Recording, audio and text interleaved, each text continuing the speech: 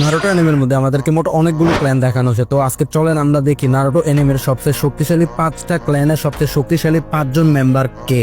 Number 5, Hatake clan. Hatake ক্ল্যানের মোট 2টাই মেম্বার আমাদেরকে দেখানো হয়েছে, Sakumo Hatake and Kakashi Hatake. And Hatake ক্ল্যানের সবচেয়ে শক্তিশালী মেম্বার হচ্ছে Sakumo Hatake, the White Fang of the Leaf.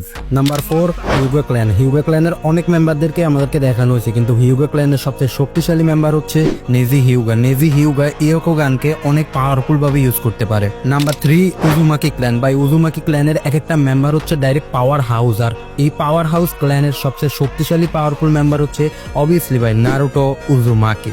Number 2, Senju clan. Senju ক্ল্যানের সবচেয়ে শক্তিশালী মেম্বার হচ্ছে the god of the shinobi Hashirama সেনজু।